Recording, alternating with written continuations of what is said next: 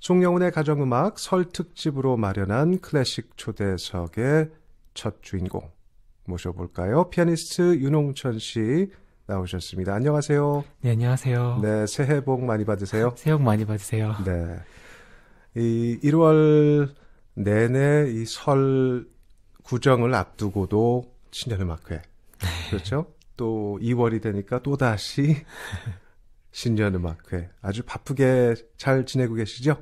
네, 잘 지내고 있고요. 네. 2월 설인데 특별히 연습하느라고 그렇죠. 네. 네, 음악가에게는 없는 명절. 네. 윤홍천 씨도 보내고 계시는군요. 피아니스트 윤홍천 씨가 2015년부터 시작된 송영훈의 가정음악 첫 번째 손님이신데요. 청취자 여러분께서는 물론 아시는 분들은 다 아시겠지만 그래도 모르시는 분들을 위해서 잠시 소개를 드리겠습니다. 윤홍천 씨는 미국 보스턴 뉴잉글랜드 콘서바토리와 독일 하노버 음대를 졸업했고요. 일찍부터 국제 무대에서 두각을 나타낸 젊은 피아니스트라고 소개해도 되겠죠? 네, 중견 피아니스트가 아닐까. 제가 보기에는 아직 젊은데요. 2011년 독일 바이에른주 문화부 장관이 수여하는 젊은 예술가상을 수상했고 2012년에는 윌헬մ 캠프 재단의 최연소이자 최초의 동양인 이사로 선출되면서 주목을 받았습니다. 이 이력은 조금 독특한데요. 이 윌헬մ 캠프 재단의 이사님이시라고요. 좀 소개해 주시죠. 타이틀은 이사지만 제가 이렇게 중요한 결정을 하는 건 아니고요. 이제 윌헬մ 캠프 피아니스트를 이제 기리고 그분이 남기신 여러 가지 업적들을 이제 저희들이 경보도 하고 그런 일을 하고 있는데 저는 그런 이제 예전에 캠프에 대해서 알게 되고 예전 이야기 듣는 것만으로도 여행 가는 게 재밌고요. 네. 그러면 어떤 아까 중요한 결정 같은 거는 안 한다 그러셨는데 어떤 그러면 일을 하고 계시죠? 윌헬մ 캠프 재단이? 제가 주로 하는 일은 네. 이제 캠프가 이탈리아의 이제 포지타노라는 도시에 살면서 네. 그 집을 이 재단에 맡겼어요. 그러면서 자신이 사용했던 피아노와 이런 것을 이제 마스터 클래스 하는데 썼으면 좋겠다라고 하셔서 생전에도 매년 여름에 학생들을 초대해서 베토벤 소나타를 마스터 클래스 하셨는데 네. 트레디션을 계속 했으면 하셔서 제가 학생들과 연락하는 것부터 거기 여행을 해서 이제 도착하는 거 그리고 어떤 선생님이 가르치시고 이런 것을 제가 담당해서 하고 있어요. 아주 의미 있는 일을 하고 계시는군요. 네. 이탈리아의 레이크 코모에서 있는 코모 파운데이션하고 그럼 비슷한 형태의 네, 그렇다고 볼 수 있어요. 네, 그렇군요. 아주 정말 아까 젊은 분이라는 것은 취소하겠습니다. 이사님이시니까 자주 가정음악에서도 윌헬մ 캠프의 음반들은 정말로 명반으로서 저희가 계속해서 틀어드리고 있는데 또 윤홍천 씨 독일에 거주하면서 국내와 유럽 무대에서 아주 활발히 활동 중이시라고 합니다. 주목할 만한 점은 지난해 2014년 12월에 뮌헨 필하모닉과 아주 성공적인 협연 무대를 마치셨다고요. 이 네. 윤홍천 씨에게도 참 기다렸던 그런 무대였을 것 같은데 연주 어떠셨어요? 2013년부터 연주가 결정되고 1년 정도 시간이 있었는데 네. 저 어떤 인터뷰에서도 그랬었는데 매일 그 연주에 대해서 생각을 했던 것 같아요. 1년 동안. 그렇죠. 제 나름대로 굉장히 중요했던 어떤 이벤트였는데 무대에 올라가기 전에는 당연히 긴장되고 부담되고 특히 제가 제 자신에게 거는 기대감 때문에 그렇죠. 힘들었었는데 네. 무대에 올라가서 연주하는데 굉장히 편안해지고 이런 무대에 사람들이 서는 이유가 있구나. 가슈타이그 홀. 네. 그리고 오케스트라 단원들이 굉장히 친절하게 잘 해주시고 제가 또 특별하게 제 생일에 첫 리허설을 했거든요. 그래요? 네, 근데 네. 리허설 하러 피아노를 가는데 이제 오케스트라 단원들이 저를 세워놓고 생일 축하 노래를 연주를 해줘서 아유, 아주 그냥 좋은 그런 경험을 순간 하셨네요. 핸드폰을 켜서 막 하고 싶었는데 그러기는 부끄럽고 그냥 가만히 서 있었어요. 아마 뮌헨필 그 단원들이 윤홍천 씨 연주를 듣고 감동을 받아서 아마 또 그런 그 깜짝 이벤트를 마련했을 겁니다. 그건 잘 모르겠고요. 네. 어떤 오래된 이런 오케스트라들은 단원들이 굉장히 가족적인 분위기가 많잖아요. 그래서 그렇죠. 네, 뭐 제가 또 뮌헨에 살고 이러니까 어떤 가족이라고 생각하고 그렇게 따뜻하게 받아줬던 것 같아요. 그렇군요. 네. 이 어떤 곡을 그때 협연하셨죠? 네, 쇼팽의 협주곡 1번을 1번. 연주했습니다. 네. 저도 아주 좋아하는 곡입니다. 그러면 이 뮌헨필과 협연을 하게 된 계기가 제가 알기로는 지난해 타계한 마에스트로 로린 마젤 덕분으로 네. 알고 있는데 이 거장 로린 마젤과는 언제 처음 만나셨죠? 처음 제가 뵌 거는 2003년 5월에 제가 찾아가서 배웠고요. 뭐 그 전에 저는 왜 그분의 레코딩도 많이 듣고 연주해서 듣다 보면 그분의 성품이나 이런 거를 알게 되잖아요. 그렇죠. 그래서 근데 처음 보는 동양 피아니스트를 굉장히 따뜻하게 대해주셨고 또 다행히 제가 그 전에 보낸 음반을 들으셔서 제 이름을 알고 계셨거든요. 그래서 그러셨군요. 네. 뭐 처음 만나서 오디션 봤던 기억이 아직도 많이 나네요. 그래도 많이 서운하셨겠어요. 이 로렌 마젤 선생님과 네. 함께 연주하셨나요? 하실 수가 없죠. 돌아가셨으니까. 네, 그렇죠. 네. 뭐 돌아가시기 전에 마지막으로 뵌 게 3월 달에 7월에 돌아가셨고요. 그렇죠. 네. 네. 그때 뵙고 뭐 인사도 하고 되게 건강해 보이셔서 근데 참 이상한 게 저 아는 분이 이렇게 얼마나 더 사실까라는 얘기를 그 연주 때 했었어요, 누군가. 근데 뭐 워낙 그 마에스트로의 아버지도 뭐 거의 100살 때까지 사셨다고 얘기를 그래요? 듣고 네. 그래서 굉장히 정정하셨는데 처음으로 이제 4월 달에 의자에 앉아서 지휘를 하셨다고 몸이 많이 안 좋으셨다고 얘기를 듣고 근데 평생을 지휘대에 서셨다가 한번 이렇게 누우시니까 또 빨리 악화가 돼서 돌아가셨다고 들었을 때 뭐 개인적으로 굉장히 섭섭하고 뭐 아쉽고 그랬죠. 하지만 뭐 제가 저는 그분에 대해서 많이 레코딩을 통해서도 배웠기 때문에 뭐 같이 함께 무대에 서지 못한다는 거에 대한 것보다 그런 분이 이제 살아계시지 않다는 게 더 아쉬웠던 것 같아요. 더 섭섭하셨군요. 그래서 대신이라고 표현해도 될까요?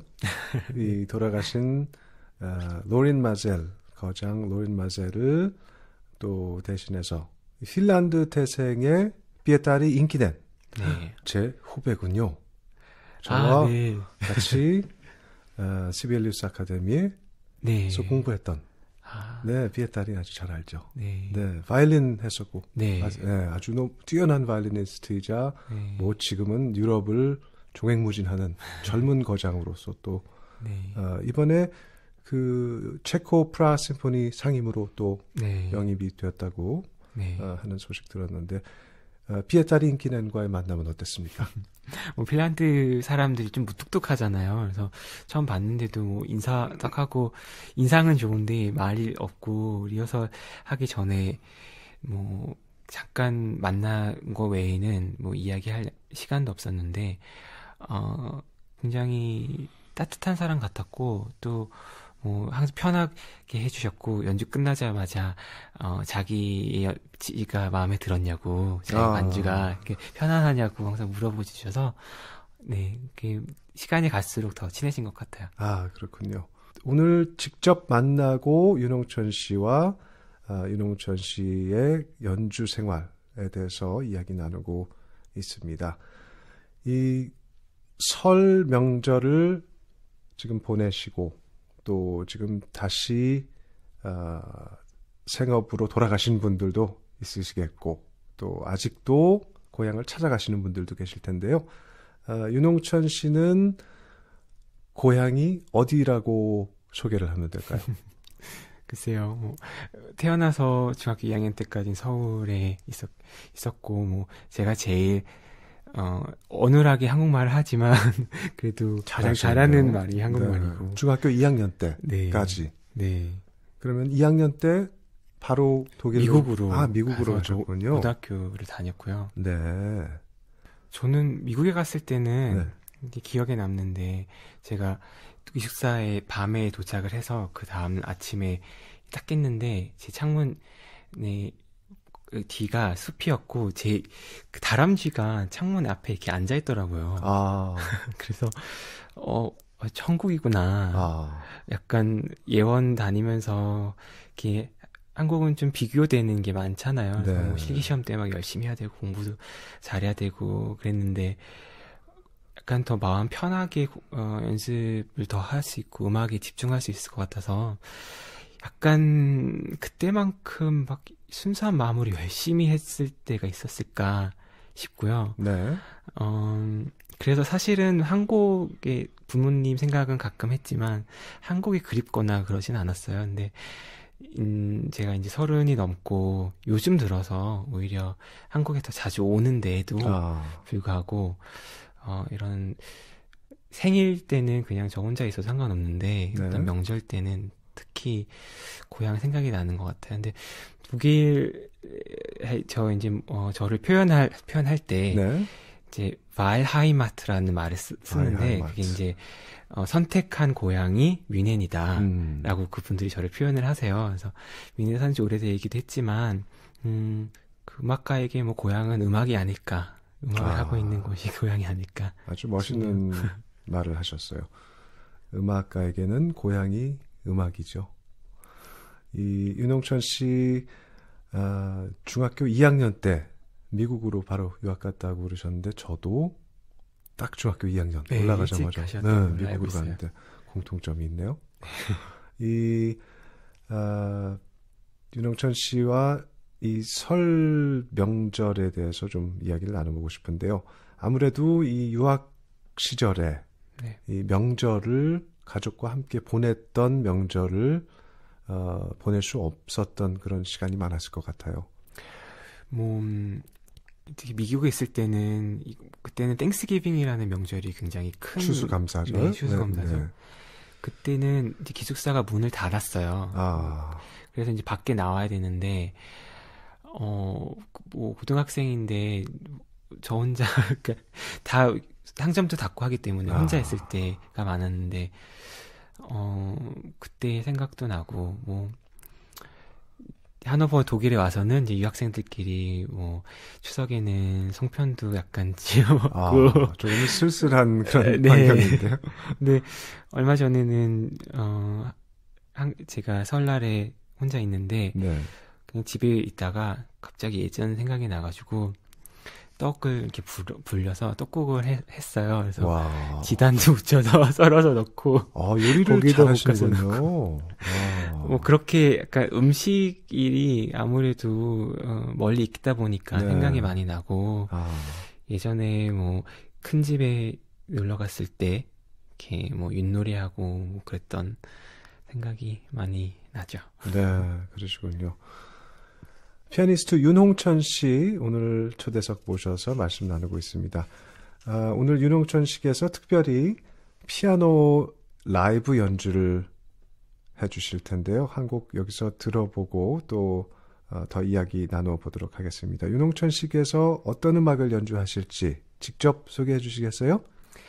네, 이 곡은 제가 저에게 약간 특별한 곡이기도 한데요. 바의 길 떠나가는 형이 붙이는 카프리치오라는 곡이에요. 근데 제가 작년에 9월 리사이틀 때 이 곡을 하려고 연습을 하고 있었는데 마젤이 돌아가셨다는 소식을 들었을 때 이 곡을 연습하다가 그분의 생각을 하고 그랬는데 약간 어떤 사람과 작별한다는 것 자체가 이렇게 사실은 떠나가는 사람은 마음이 더 홀가분한데 네. 떠나 보내는 사람은 또 마음이 많이 안 좋잖아요. 그래서 그때 제가 유학 갈 때도 저희 어머니는 집에서 매일 이불 아래서 울으셨다고 하는데 저는 가서 유학 가서 다람쥐 보고 좋아했던 기억이 나서 아마 중학교 2학년 학생의 네. 그런 마음이 다 그럴 겁니다.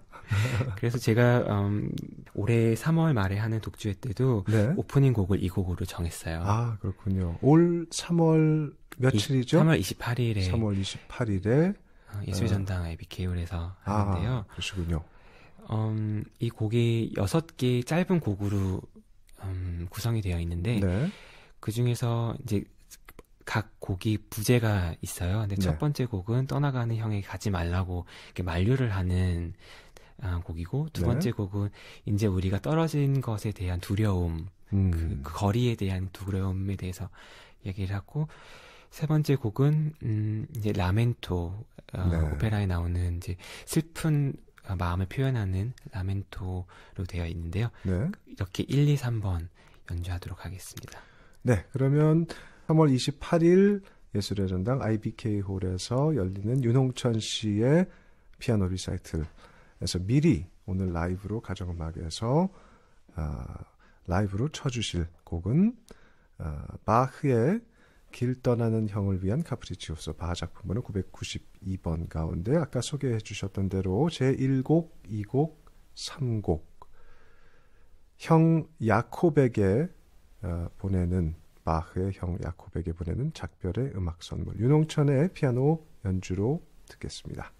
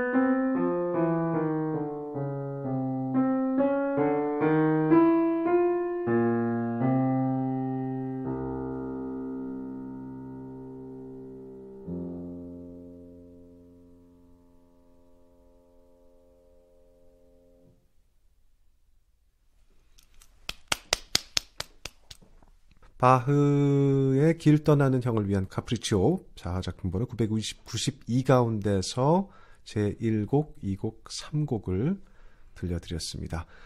연주 아주 잘 들었습니다. 윤영철 씨. 네. 네.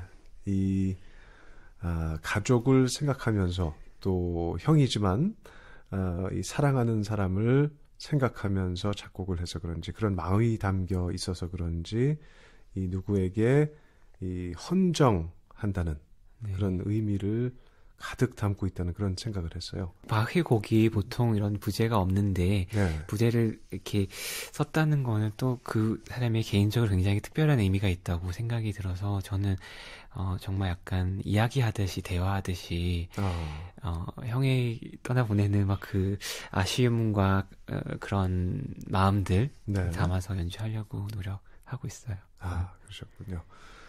또 윤홍철 씨 하면은 몇 년 전부터 이 낭만 음악 기행 꾸준히 배우고 있으시잖아요.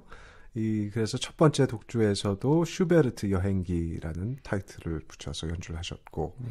또 2013년에는 음악 칼럼니스트 정준호 씨와 함께 윤홍천 정준호의 낭만시대라는 부제를 가지고 음악회를 열기도 하셨는데 이렇게 낭만 음악에 또 관심을 갖게 된 계기가 있을까요? 낭만이라는 말 자체는 사실 뭐 모차르트 음악에도 낭만이 들어있고 바흐, 뭐 핸델의 음악에 낭만이 들어있겠는데 네.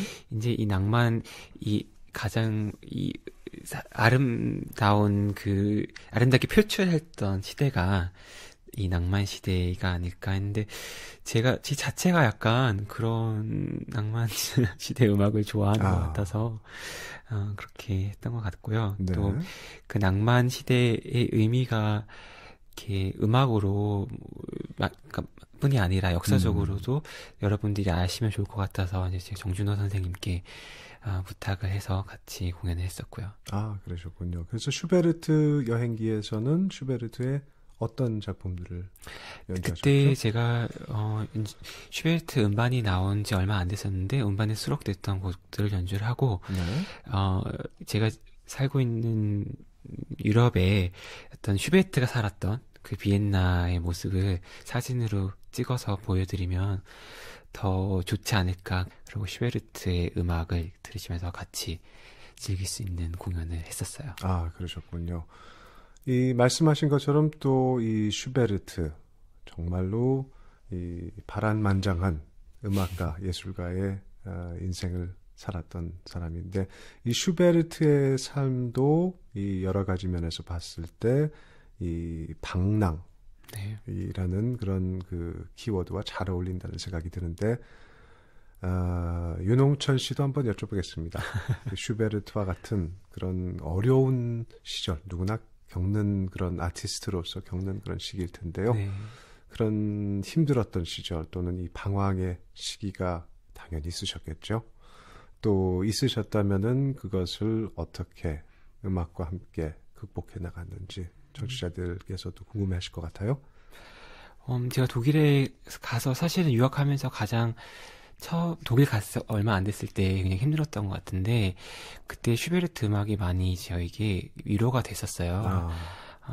독어를 배우면서 이제 슈베르트 가곡의 가사가 저한테 조금씩 들어오더라고요. 근데 그때 뭐 제가 다음 달 연주할 방랑자 환상곡에 수록되어 있는 이제 방랑자 가곡의 가사를 보면 내가 없는 곳에 행복이 있다. 난 행복을 쫓아가고 있지만 없는 곳에 행복이 있다는 그런 말도 있고 나의 언어를 말하는 곳은 나라는 어디인가 이런 저를 이해해주지 못할 때 가장 힘든 것 같아요. 근데 음악을 또 어떤 개성 있는 음악가가 되기 위해서는 또 나만의 세계가 있어야 되고 그 사람의 색깔이 있어야 되기 때문에 그런 외로움, 고독 이런 게 음악만이 치유해줄 수 있는 게 아닌가 싶어요. 역시 제가 생각했던 대로 음악으로 어려운 그런 방랑 혹은 방황의 시기를 헤쳐나가셨다는 네. 이야기신 것 같습니다. 또 나만의 색깔 얘기하셨는데요. 윤홍천 씨와 슈베르트에 대해서 이야기를 나누고 있는데 바로 윤홍천 씨가 지금 설명해 주신 윤홍천 씨만의 음악 세계, 음악 색채로 여러분께 다음 곡을 또 한 곡 들려주실 수 있나요? 이번에는 슈베르트의 어떤 곡을 들려주실 거죠? 네, 제가 몇 년 전에 발매된 슈베르트 음반 가운데서 즉흥곡 작품 번호 142의 4번을 골라봤는데요. 네. 슈베르트의 생각하시는 것과 다르게 굉장히 화려하기도 하고 약간 현대곡 같은 면도 좀 있고요. 네.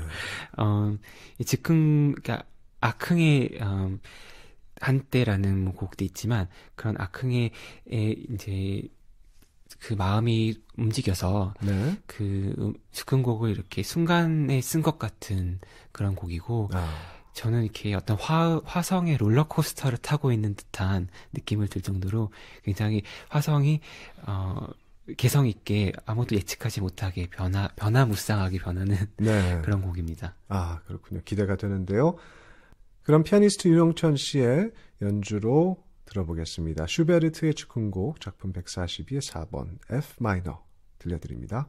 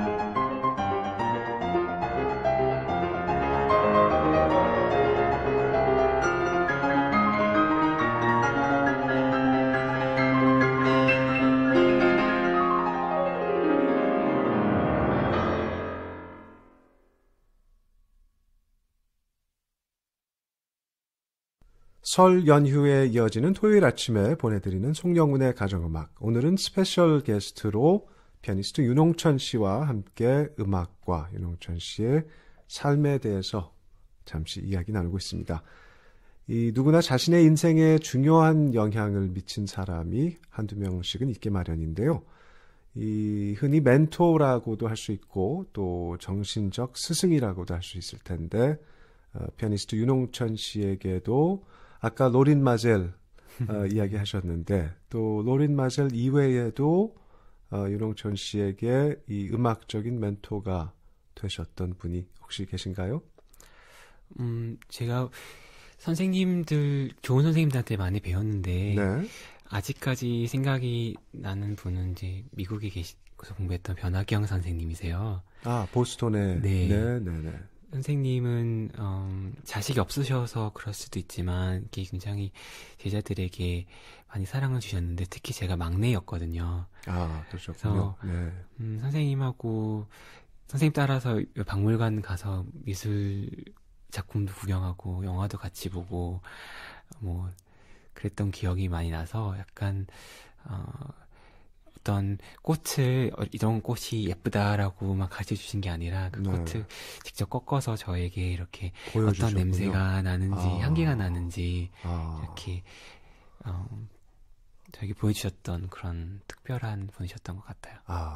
저희 꽃 얘기하시니까 어머니가 항상 어렸을 때부터 영훈아 너는 길을 가다가 꽃을 보면 좀 이렇게 잠시 고개를 돌려서 예쁜 것도 보고 아까 말씀하셨듯이 향기도 맡아보고 그러는데 저는 그냥 오로지 축구공 있는데 야구장, 농구장만 쫓아다녔어요. 그러니까 아주 훌륭한 그런 아름다움과 또 그 생생한 감동을 직접 체험하게 하시는 그런 아주 훌륭한 어떻게 보면 어머니 역할까지도 제가 해주셨네요. 그러고 이렇게 어린 친구들 약간 가르칠 기회가 있었는데 피아노를 잘 치게 만들어주는 것은 지금 좀 중요하지만 그 사람이 음악 예술가로서 어떻게 어떤 모습이 돼야 된다는 것을 먼저 가르쳐 주시는 분이 진정한 멘토인 것 같아요. 그래서 그 선생님한테 그 선생님을 통해서 피아노 잘 치게 되었지만 그것보다도 훨씬 더 약간 걸음이 되는 시간을 저에게 만들어 주신 것 같아요. 그러시군요. 자, 이제 2015년 벌써 이제 음력으로도 새해를 맞이하면서 여러 가지 다짐이나 계획들 세우셨을 텐데 이 음악가로서 또 개인적으로도 어떤 계획들을 가지고 계실 것 같아요. 가정음악 청취자들에게도 윤홍천 씨 이 새해 계획, 포부 어떤 호기심을 또 가지고 계신가요? 제가 올해 첫 공연이 드보르자크의 피아노 협주곡을 연주를 했어요. 근데 드보르자크는 첼로 협주곡이 워낙 유명하셔서 그것밖에 모르실 텐데 피아노 협주곡이 있다는 거를 저도 올해 알지는 못했거든요. 네, 바이올린 협주곡도. 바이올린 협주곡은 더 하는 편이죠. 그래도. 그렇죠. 그래서 제가 약간 몇 년 전부터 항상 이렇게 사람들이 잘 안 하는 곡을 저보고 해달라고 부탁이 많이 오거든요. 그러시군요. 그래서 처음에는 그게 막 새 곡 배우는 게 힘들잖아요. 근데 이제는 이게 나의 운명이구나 하고 받아들이고 하고 있는데 저는 뭐 그런 새로운 곡에 하는 것도 있고 또 모차르트 음반 녹음을 올해 또 여름에 하게 되고 그러세요? 그리고 항상 매년 제가 새해 계획으로 운전면허 따는 거를 하는데 올해는 운전면허를 따고 싶습니다. 그래야 공항에도 가고 공연장에도 가고 물론 피아노를 싣고 가지는 못하겠지만 자, 피아니스트 윤홍천 씨와 오늘 이야기 나누면서 또 중간중간에 실황으로 또 연주도 들려주고 계시고 또 음반 가운데서도 여러분과 함께 하고 있습니다. 여기서 한 곡 더 청해서 들어보겠습니다. 이번에는 어떤 곡 준비하셨죠? 네, 쇼팽의 녹턴 중에 한 곡을 골랐는데 제가 앙코르라는 음반에 한 곡이 발매가 됐었어요. 근데 거기에도 수록이 되었었는데 사실은 이 음원을 제가 실황으로 정말 앙코르를 연주를 했던 음원이에요. 그래서 이것이 약간 어떤 영감을 주어서 앙코르라는 또 소품집을 내게 되었는데 2012년 교향악 축제에서 네. 라흐마니노프 협주곡을 연주하고 나서 들려드렸던 앙코르 녹턴 가지고 왔습니다. 네. 그러면 쇼팽의 녹턴 작품 27의 2번 윤홍천 씨의 그 연주로 부탁드려 보겠습니다.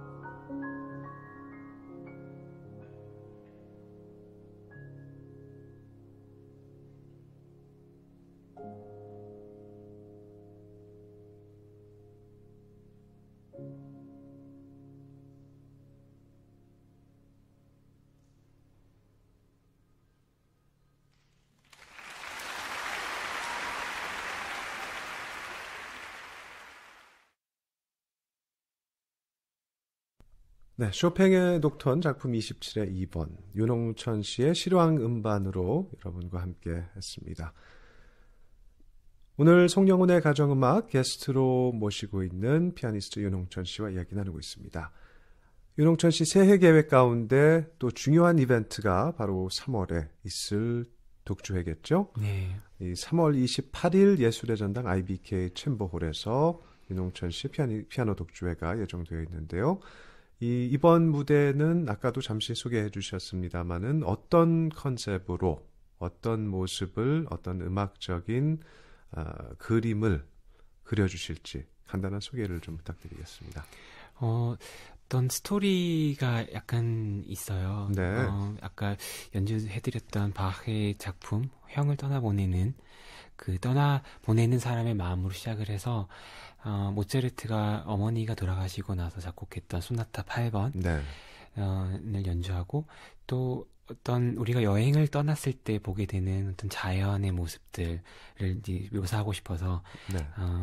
슈베르트의 송어 그리고 슈만의 봄날을 이제 리스트가 편곡한 작품을 연주하고 이제 마지막으로는 방랑자 환상곡 슈베르트의 작품이죠. 그 곡을 연주를 하면서 끝나게 되는데 그거는 약간 떠나가는 사람의 마음을 그리는 곡 같고 굉장히 방랑자의 그런 당당한 모습을 보여주다가 네. 중간에 이제 내가 왜 방랑을 떠나야 하지? 우리가 떠날 수밖에 없는 그 자신의 마음, 외로움 네. 그런 마음을 묘사하다가 굉장히 또 화려하게 끝나는데 그거는 약간 앞으로 다가왔던 미래에 대한 기대일 수도 있고 그런 마음을 담아서 이렇게 쭉 들으시면은 들으시는 분들이 어떤 경험이 되지 않을까 싶어서 이렇게 제가 신경을 써서 준비하셨군요. 준비했습니다. 네, 이번 독주의 그 레퍼토리로 아까 말씀하신 모차르트 소나타 2곡이 자리 잡고 있는데요. 말씀하셨던 것 같이 윤홍천 씨가 모차르트 피아노 소나타 전곡을 녹음하는 프로젝트를 지금 진행해오고 계신데 이 첫 번째 앨범이 2013년에 발매되었고 네. 지금은 어느 정도까지 진행이 되었죠? 두 번째 앨범이 이제 올해 4월에 나오고요.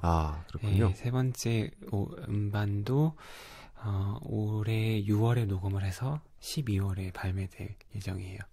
그러면 12월 녹음 끝나시면 네, 2장 더 남은 거예요. 2장 더. 정말 참 부럽습니다.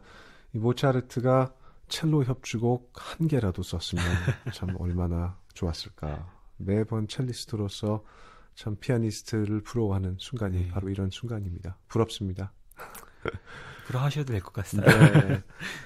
자, 그럼 이번에는 윤홍천 씨가 연주하는 모차르트 음악을 안 들어볼 수가 없겠죠. 네. 모차르트 음악 한번 청해 보겠습니다. 어떤 곡을 들려주실 건가요? 이번 곡은 제 두 번째 나오는 앨범에 수록된 곡인데요. 네. 소나타 12번은 제가 지금 생각했을 때 굉장히 이렇게 넓은 평원에 이렇게 목가적인 곡 같아요. 그러니까 베토벤 교향곡 6번 전원 생각하셔도 될 것 같은데 그만큼 이렇게 큰 곡은 아니지만 중간에 굉장히 평화롭게 나가다가 중간에 이렇게 뭐랄까 천둥이 치는 것 같기도 하고 그러다가 나중에 다시 평화롭게 기쁘게 끝이 나는 1악장 들려드리겠습니다. 네. 피아니스트 윤홍천이 연주하는 모차르트 피아노 소나타 F장조 교헬 332 가운데 제 1악장 라이브 피아노 연주로 들려드리겠습니다.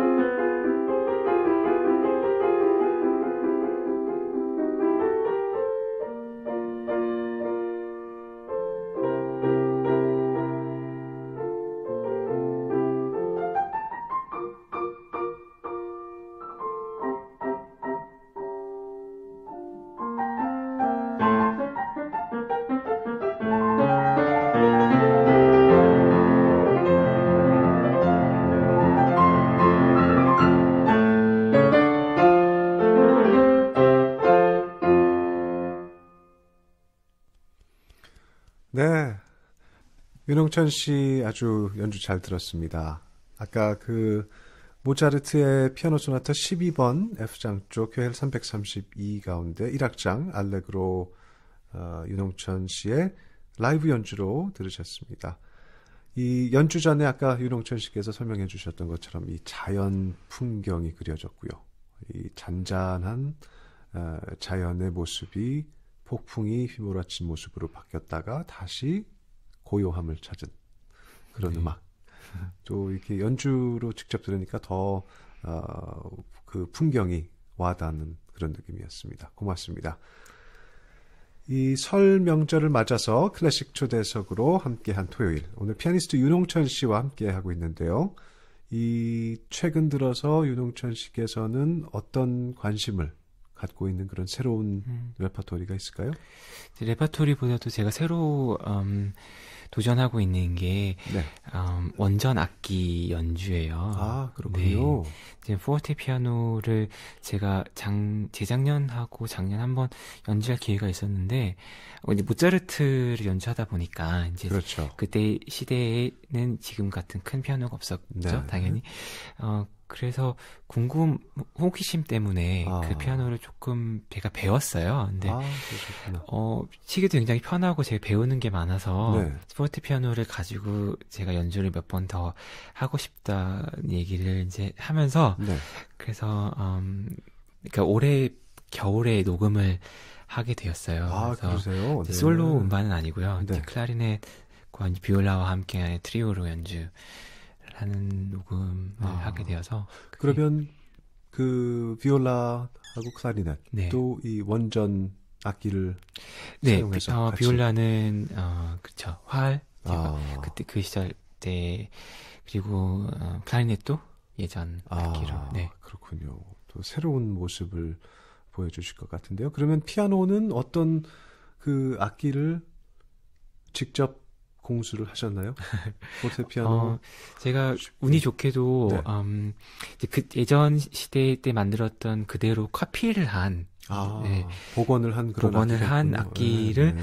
만드시는 분을 제가 만나서 네. 그분이 이제 저에게 빌려주시는 거죠. 아, 빌려주셨군요. 네. 나중에는 아마 윤홍천 씨 연주 듣고 또 기부를 해주실 것 같은데요. 약간 할인은 조금 해주시겠죠. 그렇군요. 자, 윤홍천 씨 오늘 송영훈의 가정음악 첫 초대 게스트로 모시고 정말 많은 이야기를 나눴고 또 오늘 직접 피아노도 연주해 주시고 그런 생각을 한번 해봤습니다. 윤홍천 씨는 이 음악을 또 직접 연주하시는 거 들으면서 이야기를 나눠보니까 물론 짧은 시간이었지만은 굉장히 이 자연을 사랑하고 사람을 좋아하면서 사람에 대해서 느끼는 감정을 담아서 이 시대를 살아가고 있는 그런 피아니스트라는 생각을 가져봅니다. 오늘 아주 멋진 라이브와 또 소탈하면서 깊이 있는 음악 이야기도 함께 들려주셔서 정말 감사드리고요. 오늘 송영훈의 가정음악 방문해 주셔서 또 다시 한번 감사드립니다. 3월에 있을 독주에도 성공적으로 마치시길 바라겠고요. 가정음악 청취자 여러분께서도 많은 성원과 관심 부탁드리겠습니다. 오늘 나와주셔서 감사합니다. 감사합니다.